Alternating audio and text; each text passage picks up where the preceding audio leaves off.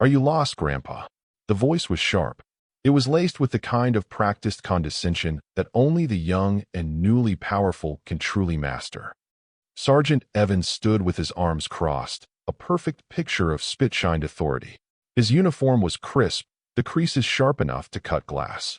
He was a guardian of the future, standing on the hallowed tarmac of Edwards Air Force Base.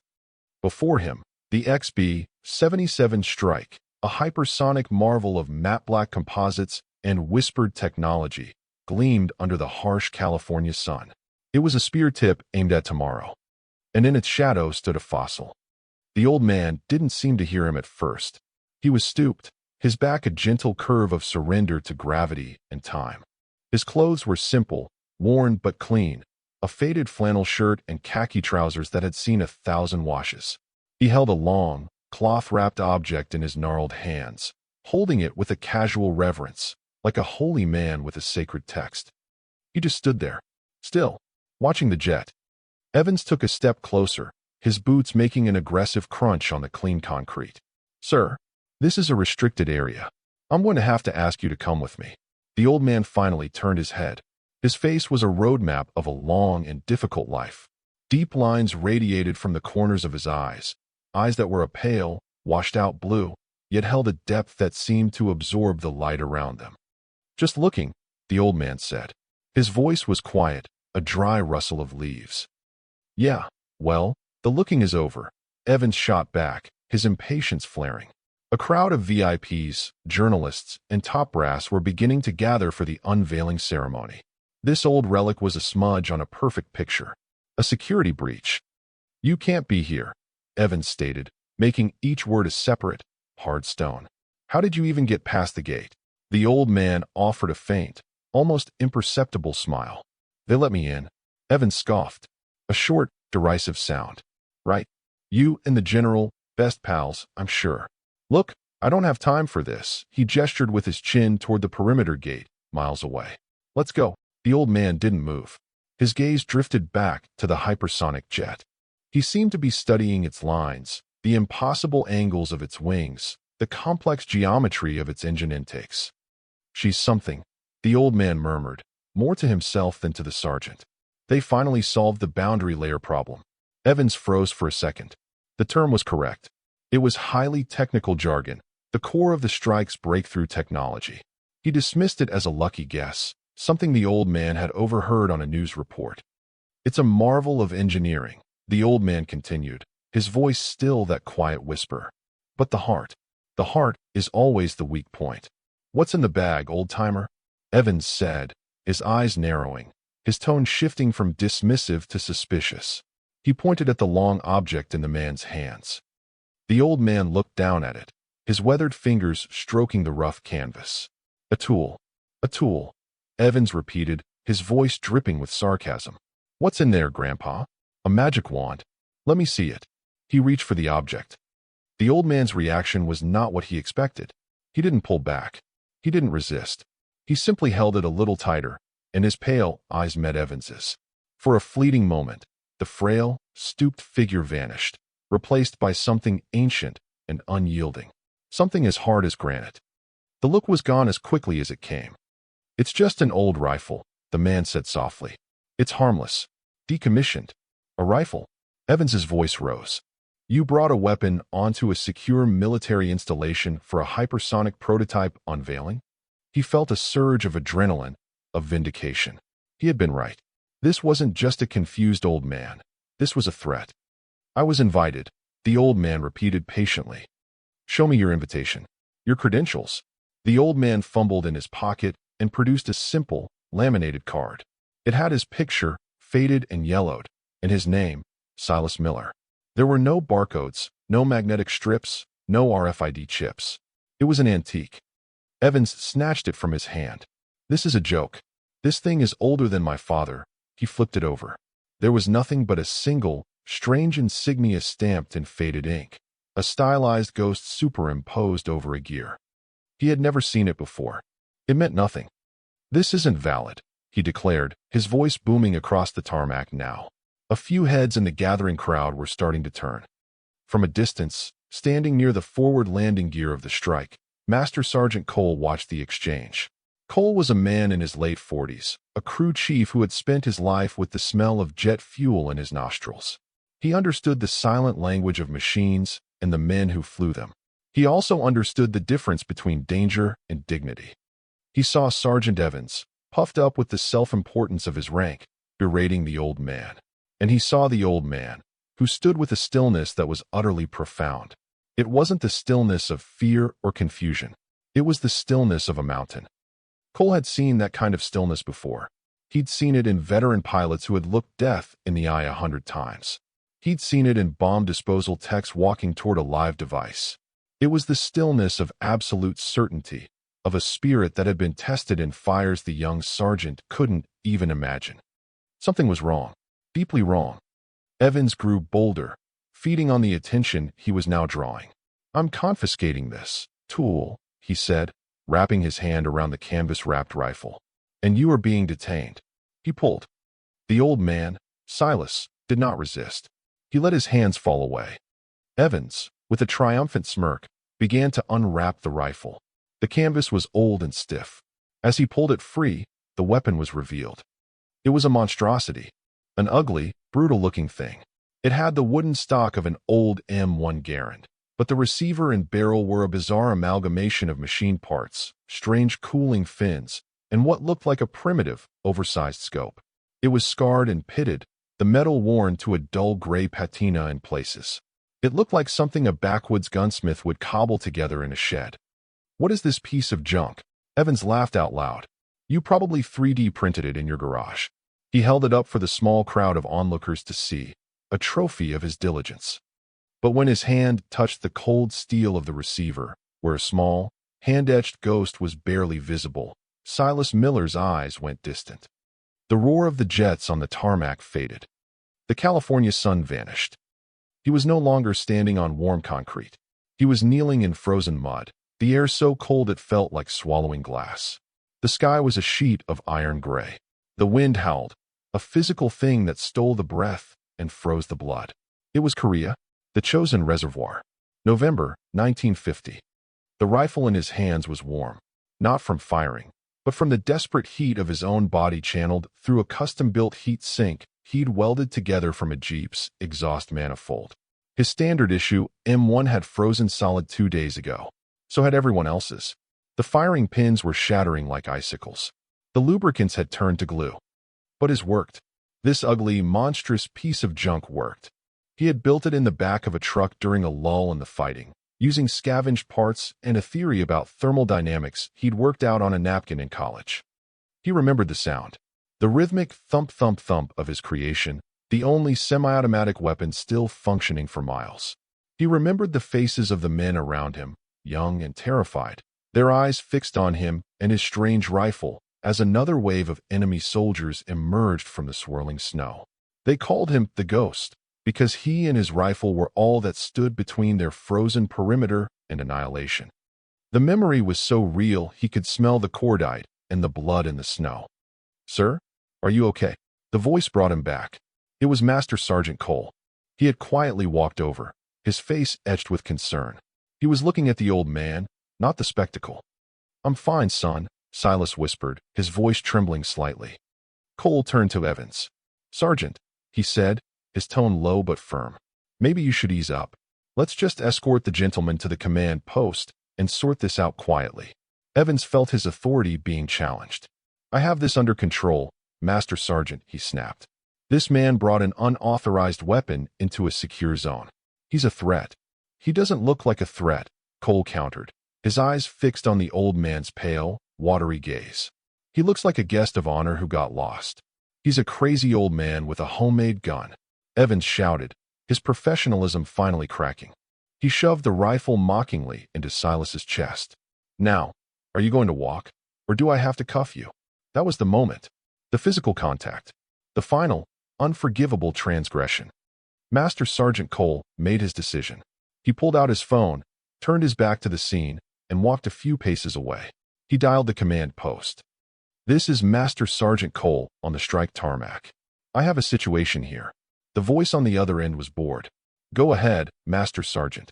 Security forces are detaining an elderly civilian. There might be a misunderstanding. The man's name is Silas Miller. Don't recognize the name. The voice replied, clearly uninterested. What's the issue? Cole hesitated. This was the long shot. He's carrying an old rifle. A heavily modified Garand. It has a small ghost etched on the receiver. Silence. Not just a pause. It was a complete, deafening void on the other end of the line. Cole thought the call had dropped. Command? Are you there? The voice that came back was completely different. It was sharp, cold, and laced with a terror Cole had never heard before. Master Sergeant, repeat that name. Silas Miller, Cole said slowly and clearly. And the symbol, the voice demanded, now tight with unbelievable urgency. A ghost. Over a gear.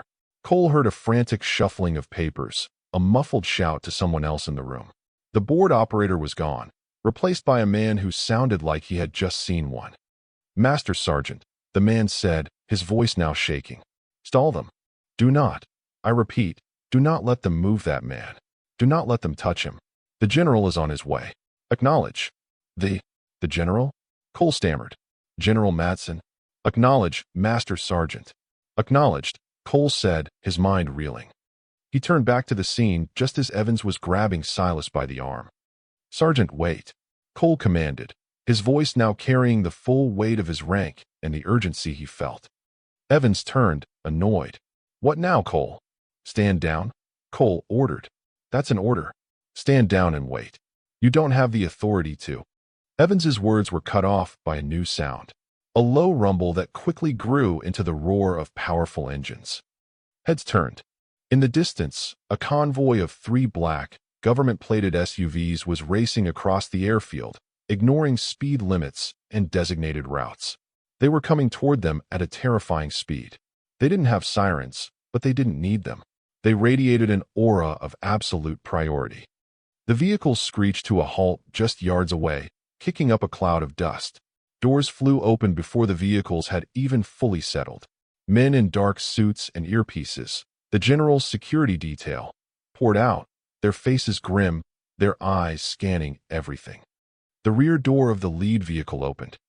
4-star General Madsen emerged. He was a tall, imposing man whose face looked like it had been carved from granite.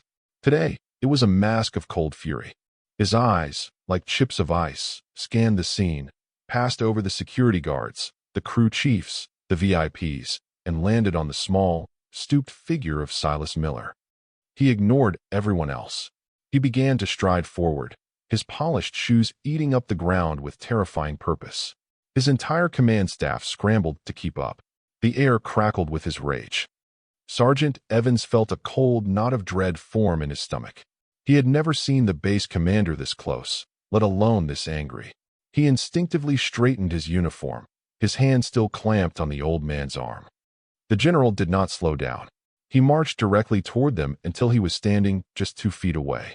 His icy gaze flickered down to Evans's hand on Silas's arm, and his expression grew even colder, if that were possible. Evans snatched his hand back as if he'd been burned. Then, the impossible happened. General Madsen, the highest-ranking officer on the entire West Coast, a man who advised presidents, drew himself up to his full, formidable height.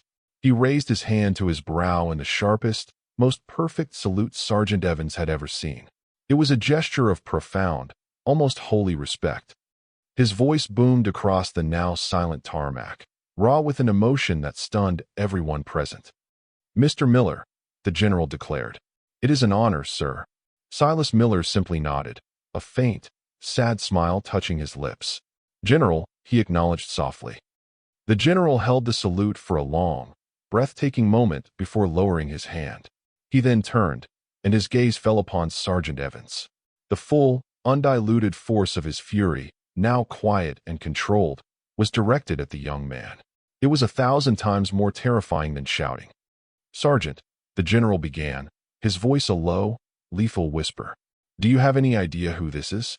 Evans stood frozen, his mouth dry. He could only shake his head. Of course you don't, Madsen hissed. You see a frail old man. You see a non-regulation ID and a strange piece of metal, and your rulebook-addled mind sees a problem to be solved. You don't see the history. You don't see the legend. The general turned to address the entire, silent crowd, his voice rising again, filled with a righteous fire. This man is Silas Miller. To most of you, that name means nothing. But in certain circles, in dusty, classified files, and in the memories of the few who survived, he is known as the ghost of the Chosin Valley. A wave of murmurs rippled through the onlookers. In the winter of 1950, the general continued, his eyes fixed on the distant mountains. Mr. Miller was a corporal, a radio technician with a hobby in engineering. When his marine company was cut off and surrounded at the Chosin Reservoir, when the temperature dropped to 40 below zero, every one of their weapons froze solid. The oil, the metal, the mechanisms, useless. He pointed a trembling finger at the ugly rifle still clutched in Evans's numb hands. Every weapon but that one. That is not a rifle. That is a miracle. Mr. Miller, using scavenged parts from a disabled Jeep and his own genius, invented a way to keep his M1 operational in impossible conditions. For 3 days and 3 nights, he and that rifle held off wave after wave of enemy attacks, virtually alone. He refused to sleep, refused to eat. He just kept that rifle firing. The general stepped forward and took the rifle from Evans's grasp, holding it with a reverence Evans could now, sickeningly, understand. When a relief column finally broke through, they found Corporal Miller, half frozen but still conscious, propped against a wall of frozen bodies, with this rifle still warm in his hands. He had saved the lives of 84 men. 84. Madsen's eyes were now glistening. He was recommended for the Medal of Honor. He refused it. He said he was just a mechanic who didn't want his friends to die.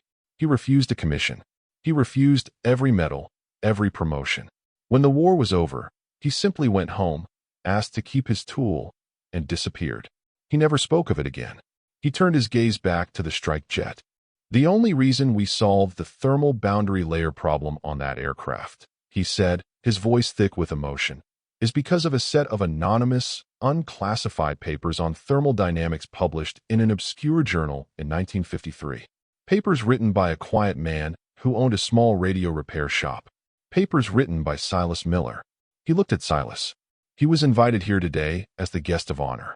We were going to dedicate the strike's maiden flight to him, the ghost who tamed the cold. The silence that followed was absolute. It was a silence of awe, of shock, of deep, collective shame. Finally, the general turned his full, cold fury back on Sergeant Evans. "You did not see a hero," Madsen whispered, his voice dangerously soft. "You saw a nuisance. You put your hands on a living legend, and you mocked a piece of American history. You have disgraced your uniform, Sergeant. You have mistaken age for weakness and humility for confusion. You are a profound disappointment to the Air Force and to me, personally." Evans stood, utterly broken. The world had tilted on its axis. He could not speak. He could not breathe. Just as the general was about to continue, a quiet voice cut through the tension. "That's enough, James," Silas said softly, placing a gentle hand on the general's arm. The 4-star general immediately softened, the anger draining from his face, replaced by a deep affection and deference. "The boy was just doing his job," Silas said, looking at the pale, trembling sergeant. "A little too eagerly, maybe. But he's young. The young are meant to be arrogant. It's how they learn." Silas looked at Evans, his pale blue eyes holding not anger, but a tired wisdom. "Respect isn't something you can demand with a uniform, son. It has to be earned. Not just by you, but by the people who came before you. Remember that." General Madsen nodded slowly. He took a deep breath. "Master Sergeant Cole," he called out. Cole stepped forward and saluted. "Sir, take Sergeant Evans and his fire team back to barracks. They are on report. As of tomorrow morning, they are all enrolled in a new, mandatory professional development course. It will cover the history of this base, the valor of those who have served, and the virtue of humility. We will call it the Miller Protocol." "Yes, General," Cole replied, his voice filled with relief and respect. Months passed. Staff Sergeant Evans was a changed man. The Miller Protocol had been grueling, not physically, but mentally and emotionally. He had spent weeks in archives, reading the unredacted histories of men like Silas Miller. He had learned that true strength was quiet, that real heroes rarely sought the spotlight. His arrogance had been stripped away, layer by painful layer, replaced by a profound and humbling respect. One rainy Tuesday, he was sitting in a small, off-base diner, nursing a cup of coffee. The bell over the door jingled, and he looked up. Silas Miller walked in, shaking the rain from his old coat. Evans's heart hammered in his chest. He stood up, his hands trembling slightly. The old man saw him and gave a small, knowing nod. He sat down in a booth by the window. After a long moment, Evans walked over. He stood at the edge of the table, his hat in his hands. "Mr. Miller," he began, his voice barely a whisper. "Sir, I wanted to apologize. For that day? For how I treated you. There's no excuse for it. I was ignorant. I was arrogant. And I was wrong. I am truly, deeply sorry." Silas looked up from his menu. He studied the young man's face, seeing the genuine remorse in his eyes. He saw the hard edges had been smoothed away. He gestured to the seat opposite him. "Sit down, Sergeant." "Evans, Saturday. You learned the lesson," Silas said, his voice the same quiet rustle. "That's all that matters. A mistake is only a failure if you don't learn from it." He picked up a sugar packet, turning it over in his gnarled fingers. "The future," he said, nodding toward the direction of the base, "is built on the foundations of the past. You can't have one without respecting the other. That plane you guard, it flies because of ghosts like me." He smiled, a genuine, warm smile that reached his pale eyes. "Now tell me, son, is the coffee here any good?"